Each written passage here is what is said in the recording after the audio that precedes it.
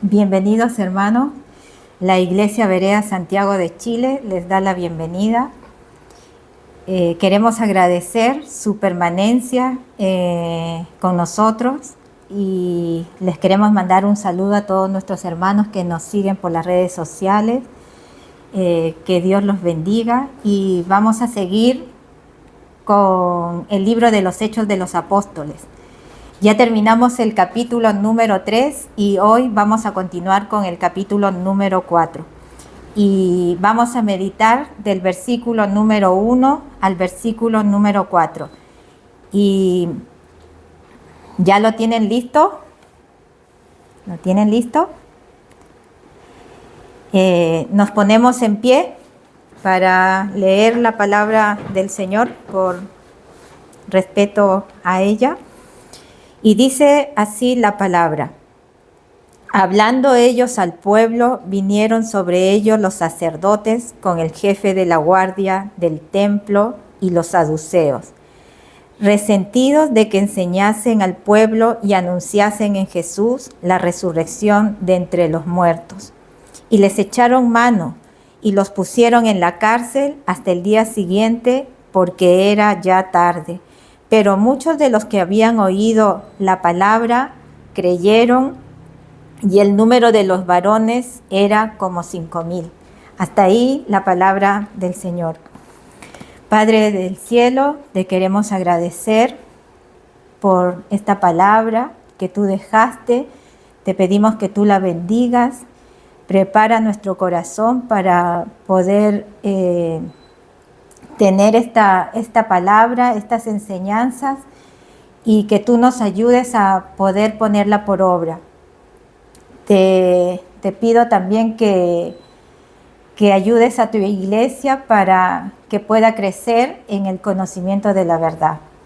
Y ayúdame para poder dar este mensaje de una manera práctica, sencilla, y que pueda tocar y pueda abrir los ojos de aquellas personas que nos pueden estar siguiendo por las redes sociales. Te lo pedimos en el nombre de tu Hijo Jesús.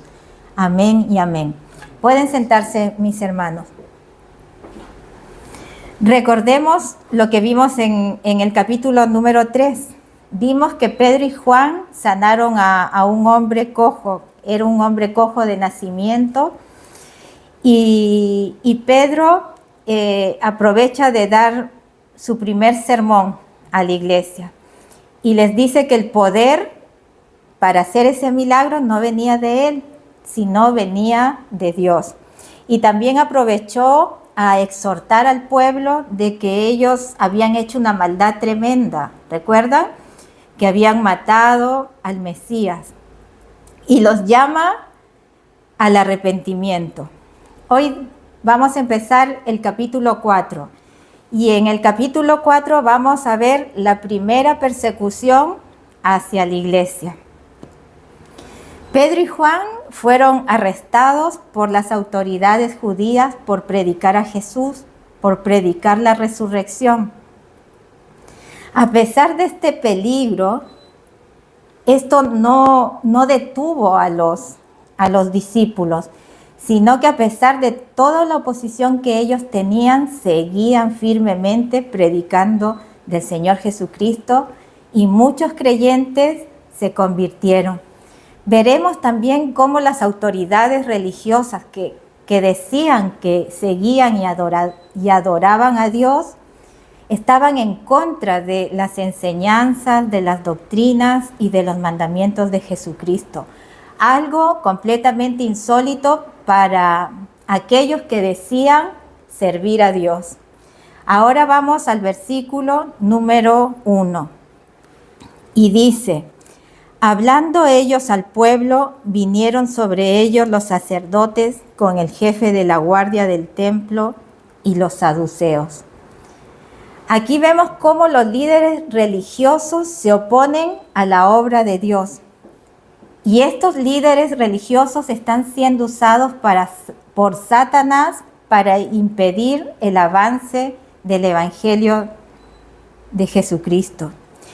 Los saduceos nosotros lo hemos visto cuando hemos estudiado la vida de Cristo, que eran un grupo religioso rico, poderoso, y que ellos no creían en la resurrección, ellos no creían que existía vida después de la muerte. Y ellos se enojaron mucho con Pedro y Juan porque ellos estaban predicando esto.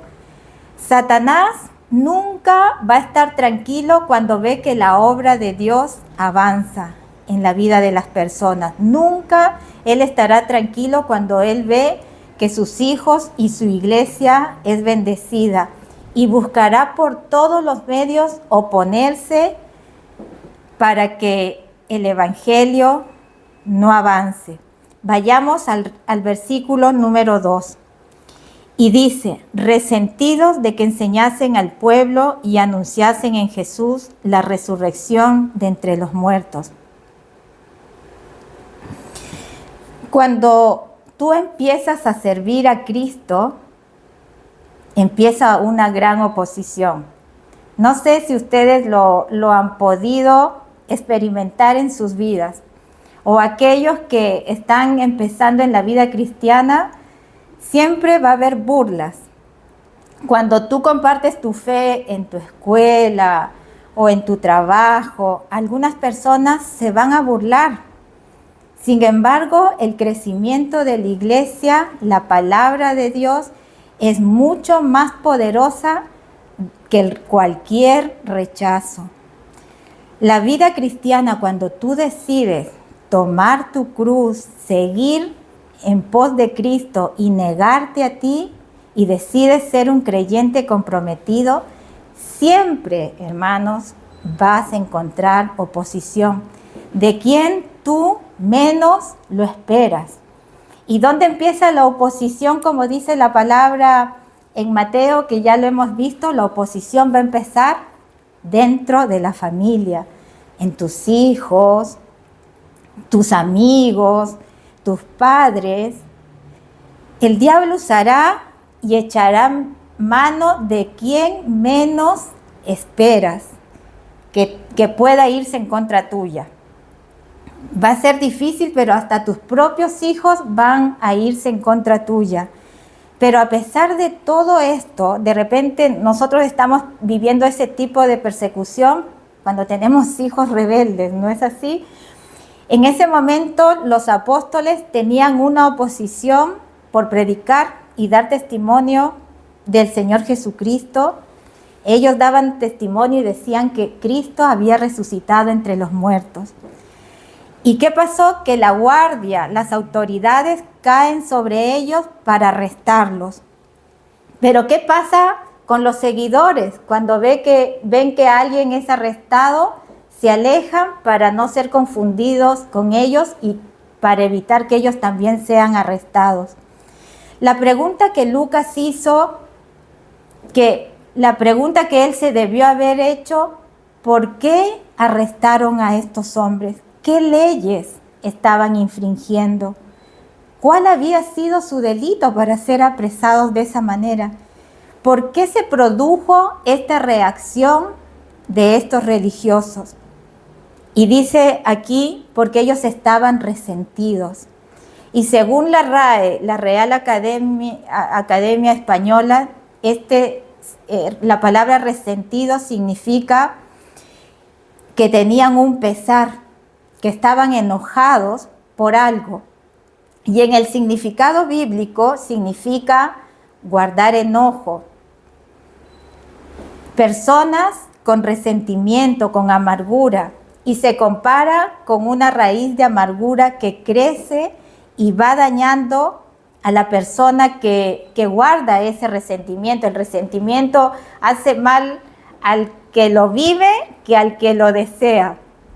O sea, una persona con resentimiento tiene un alma sin paz, sin gozo, que afecta su fe y que interrumpe su comunión con Dios, bloquea el crecimiento espiritual. Imagínense ustedes cómo se sentían estos hombres, resentidos, enojados con los apóstoles. Y eran gentes que estaban llenos de enojo. Y por eso hicieron eso con Pedro y con Juan. Debemos tener cuidado nosotros de cuidar nuestro corazón de este sentimiento, de esas raíces de amargura, porque el que guarda esa raíz después no crece en la obra de Dios, porque no tendrá gozo, no tendrá paz, sino ¿qué es lo que lo dominará? El enojo. Y sabemos que el enojo, ¿qué es? Un fruto de la carne. ¿Y cuál era el verdadero fundamento de su resentimiento de estos religiosos? ¿Por qué eran así? Porque eran orgullosos, porque ellos temían de que la gente creyeran a Pedro y Juan y ya no les creyeran a ellos, y así ellos iban a perder su estatus y su poder como autoridad. Temían eso. Por eso querían apresarlos y por ellos desaparecerlos. Pedro no tuvo pelos en la lengua y los acusó a estos religiosos que ellos habían matado al Mesías, que lo habían humillado y eran culpables de su muerte. Pero a pesar de todo eso, demostró que a pesar de que mataron a Jesucristo, al Mesías esperado, Él venció la muerte. Era el Salvador del mundo y demostró, y todos los ojos lo vieron y nadie pudo negar que Él resucitó de en medio de los muertos. Por otro lado, estos sacerdotes, estos religiosos se creían que ellos eran los únicos capacitados para predicar, porque encontraban y menospreciaban a los apóstoles. ¿Por qué? Porque ellos no habían ido a una escuela rabínica, o quizás en esta época diríamos nunca fueron a un seminario, nunca pagaron para tener un título, nunca tuvieron credenciales, y estos eran unos aparecidos y no podían compararse a la preparación que ellos tenían. Pero aquí, queridos hermanos, viene lo más maravilloso y grande del poder de Dios, que Dios no escogió a los sabios de Israel, Él escogió a los humildes para que predicasen el Evangelio. Escogió a gente sencilla como eran Pedro y Juan. Vayamos a 1 Corintios 27, 29. Búsquenlo. 1 Corintios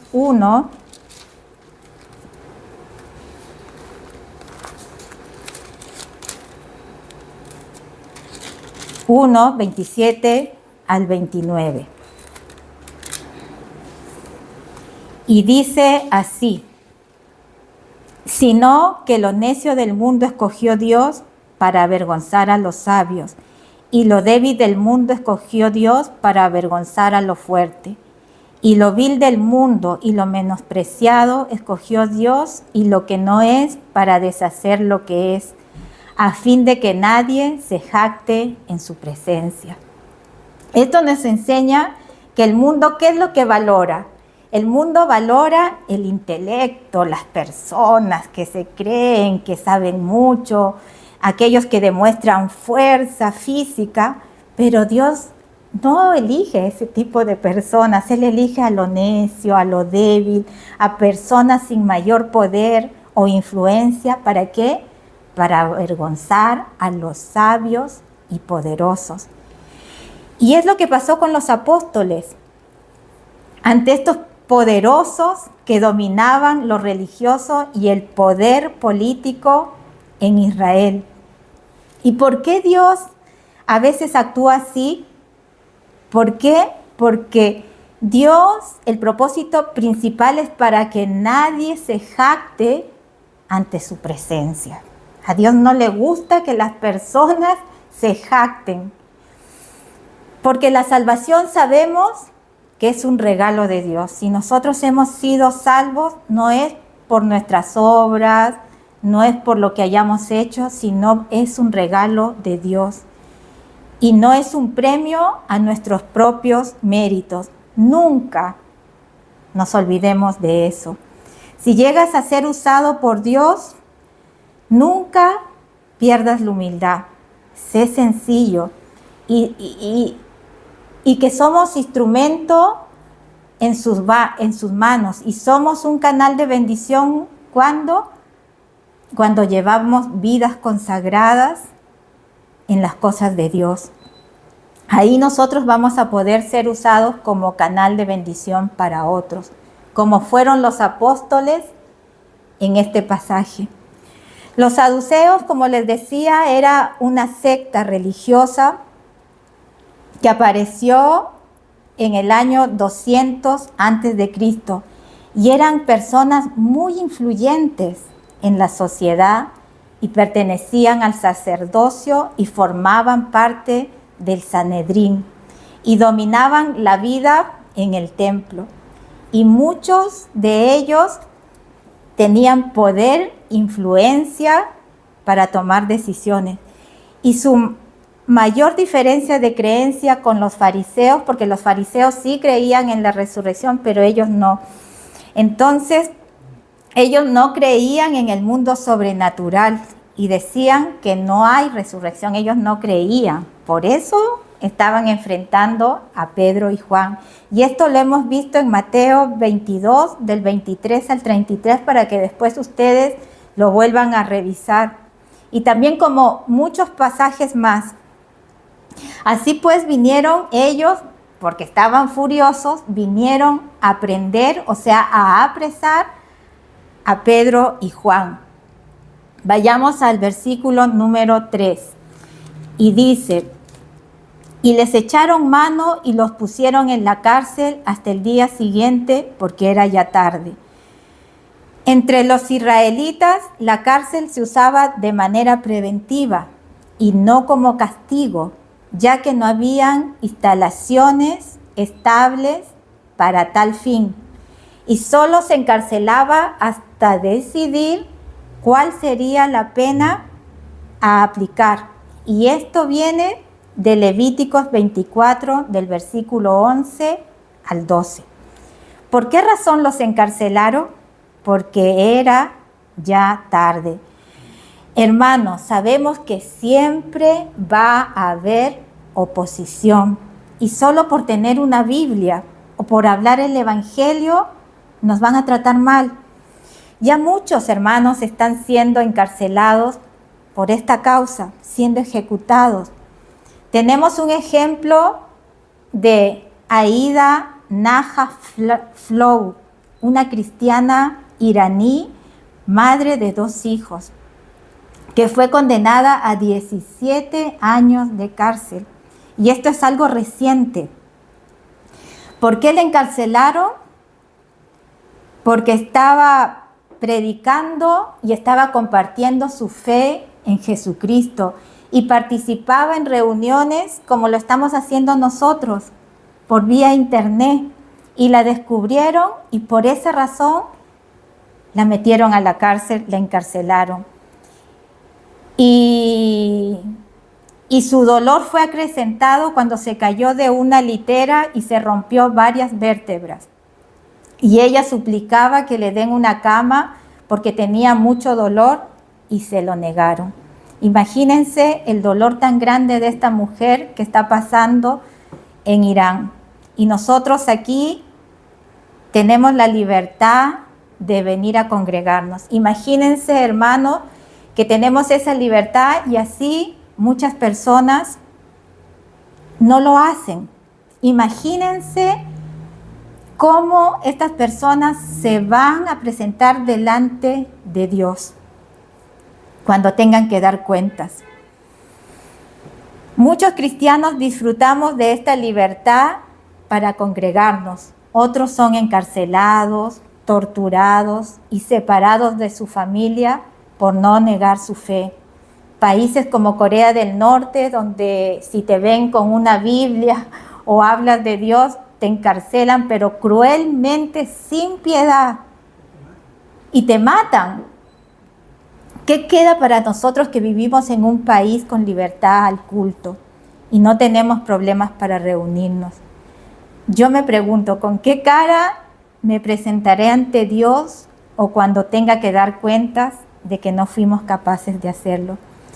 Quiero que sepan que así como los apóstoles tuvieron que soportar cárcel y maltrato junto a sus seguidores en aquel tiempo, créanme hermanos, que nosotros no vamos a estar libres de estos.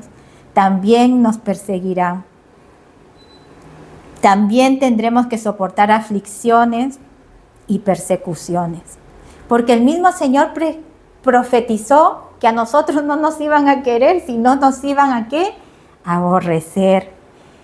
En Juan 16:2 dice, llegará el tiempo en que cualquiera que los mate pensará que le está rindiendo un servicio a Dios. Como los musulmanes que piensan que cuando matan a alguien están sirviendo a Dios. En 2 de Timoteo 3:12 dice, y también todos los que quieren vivir piadosamente en Cristo Jesús padecerán persecución. Les pregunto, ¿están preparados para hacer defensa del Evangelio, cueste lo que cueste? ¿O nos pondremos temerosos o nos dará miedo? ¿O serás valiente? ¿Estás dispuesto a ser como Pedro y Juan, que a pesar de todo lo mal que estaban pasando, confrontaron a estos líderes religiosos? Y los confrontaron sin pelos en la lengua. Hermanos, que Dios nos ayude a tener esa pasión como lo tuvieron Pedro y Juan para llegar a muchas vidas que necesitan a Cristo. Vayamos al versículo 4. Dice, pero muchos de los que habían oído la palabra creyeron y el número de los varones era como 5,000. Dice que los que creyeron eran como 5,000, pero a esto hay que agregarle que estos varones muchas veces no iban solos, iban con sus esposas, iban con sus hijos, y hablemos de un número más o menos de 10,000 personas. Sabemos que la iglesia, al margen de la persecución, sigue creciendo y desarrollándose en el mundo. Y nadie, por más que quieran desaparecerla, nunca desaparecerá. Y este pasaje nos debe enseñar que las aflicciones, los problemas, las persecuciones son temporales.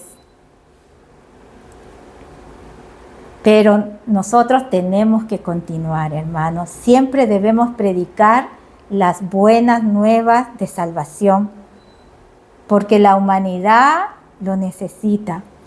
Pablo dice en 1 Corintios 9:16, dice, pues si anuncio el Evangelio, no tengo por qué gloriarme, porque me es impuesta necesidad, y ay de mí si no anunciare el Evangelio. Palabras del apóstol Pablo. El anunciar el Evangelio y dar testimonio de él aún en la dificultad es un deber, hermanos, como cristianos. Es un deber sagrado y no es una opción que si lo hago o no lo hago. Vayamos a Ezequiel 3, 18, 19. Y esto me dejó sorprendido. Busquen Ezequiel 3 del 18 al 19. Yo lo voy a leer en el lenguaje actual. Ezequiel 3, 18 y 19. Escuchen bien lo que dice esta palabra de nuestro Señor. Y es bien claro, está claro lo que nos quiere decir. Dice, si yo anuncio que alguien que va a morir por causa de su mala conducta y tú no se lo adviertes, esa persona morirá por causa de su pecado, pero el culpable de su muerte serás tú. En cambio, si tú le adviertes que debe apartarse del mal y no te hace caso, esa persona morirá por su pecado, pero tú no serás culpable de nada. Dios nos advierte aquí claramente que debemos advertirle a los perdidos. Debemos decirles que están mal. Y si no te quieren escuchar, si no te hacen caso, tú ya cumpliste con advertirle.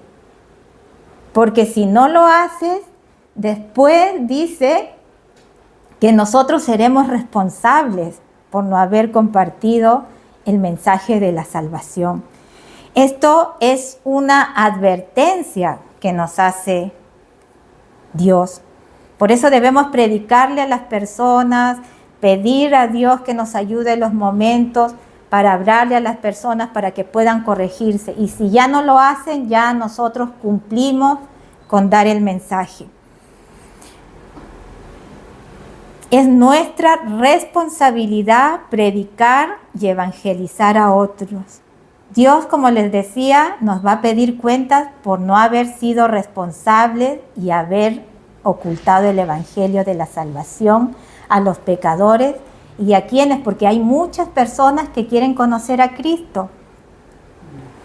Darás cuenta por las vidas, por eso que la vida cristiana, hermanos, es algo serio. No es fácil, porque tenemos que lidiar con el carácter de las personas y que Dios nos ayude para poder hacer bien nuestro trabajo con mucha responsabilidad y discernimiento de la palabra que predicamos para que podamos dar bien el mensaje. Compartir el evangelio como lo hizo Pedro y como lo hizo Juan en este pasaje es como avisar a las personas de que su casa se les va a incendiar. Esto lo hablo de manera metafóricamente hablando. Es algo de vida o de muerte, porque aquí no estamos hablando de vida física, estamos hablando de una vida que va a continuar después de la muerte. Advertirle a esas personas. Y habrá, como les digo, personas que van a creer o algo, cuando tú compartes el evangelio, algo produce en las personas el mensaje, los deja pensando, ¿no es cierto? Porque algunos como lo oirán, lo creerán, y el mejor ejemplo fuimos nosotros cuando nos predicaron. Cuando a mí me predicaron, creí y algo se produjo en mí. Los animo a que sigan compartiendo el evangelio a otros. Y si no lo has hecho, empieza a hacerlo. En tu familia, en tu trabajo, en tu entorno. Dios te dará la oportunidad de hacerlo si eres fiel y obediente a tu llamado, porque si estamos aquí es porque Dios nos llamó. Como conclusión, ¿qué podemos sacar de todo lo que hemos aprendido? Que Juan y Pedro, a pesar de lo mal que lo estaban pasando, que los apresaron sin ninguna causa justificable, no se desanimaron en anunciar el evangelio de Dios. No se detuvo. Y el resultado, ¿cuál fue? Que muchos creyentes se convirtieron. A pesar de que los saduceos no les gustaba, a ellos no les gustaba que le hablen que había vida después de la muerte, ya que ellos no creían. Hoy en día nosotros debemos predicar la verdad de Jesús. Debemos predicar sobre el perdón, sobre el arrepentimiento, hablar de la condenación, del infierno y de que algunos resucitarán para vida eterna y otros resucitarán para condenación, castigo eterno. A las personas no les gusta que les digan eso, pero debemos hacerlo. Debemos confrontar las falsas doctrinas donde dicen que no hay infierno. Debemos confrontar porque mucha gente está engañada y que todos nos vamos a presentar ante un juez. Todos nos vamos a presentar ante ese juez que no es como estos que hay terrenalmente que tú puedes sobornar y pagar. Vamos a estar ante Dios mismo dando cuentas. Y eso es lo que le debemos decir a las personas, que se arrepientan y que vengan a los caminos de Dios. Aunque esto, hermanos, cause rechazo o moleste a las personas como le causó en ese tiempo a los sacerdotes o saduceos. Esta molestia es una señal de que estamos en un evangelio de sana doctrina y hablándole la verdad a las personas. A pesar de que las autoridades, como les decía, encarcelaron a los apóstoles, no pudieron silenciar la palabra de Dios. ¿Por qué? Porque muchos creyeron. Esto nos demuestra que los planes humanos no pueden frenar la obra de Dios. Y por más que Satanás se oponga, siempre nos dará su victoria. Nos dará la victoria porque el fruto del evangelio es poderoso para salvación y vida eterna. Como hemos visto hasta aquí, un milagro o una verdad dicha con amor, con respeto y con sinceridad, siempre dejará una huella en el corazón de quien quiera escucharlo. La palabra de Dios y la predicación nunca será en vano. Algo va a producir en las personas, nunca vuelve vacía. Siempre habrá personas que escuchen y van a creer, otros no lo creerán, pero ya es responsabilidad de cada uno si cree o no cree, porque sabemos que Dios, ¿qué es lo que demanda? Que creer, ¿no es cierto? Él no nos obliga. Así que, hermanos, hasta aquí llegó el mensaje del día de hoy y nos ponemos en pie y oremos. Padre del cielo, te doy gracias por esta oportunidad que tú has tenido para hablarnos. Tú ya nos dijiste lo que tenemos que hacer. Ahora nosotros tenemos que poner en práctica lo escuchado. Ayúdanos para seguir fieles y danos la fuerza para seguir con el mensaje del evangelio y que nosotros podamos ser testimonios vivos de que tú vives en nuestras vidas, Señor. Ayúdanos a avanzar, a crecer en la fe, mi Dios. Y te pido por cada hermano, por cada persona que se está añadiendo a la iglesia, que tu Espíritu Santo, Señor, vaya haciendo una obra. Si tú ya empezaste una obra en cada uno de nosotros, continúala, Señor, para ese día tan especial que es tu venida, Señor. Ayúdanos, te lo pedimos en el nombre de tu Hijo Jesús. Amén y amén.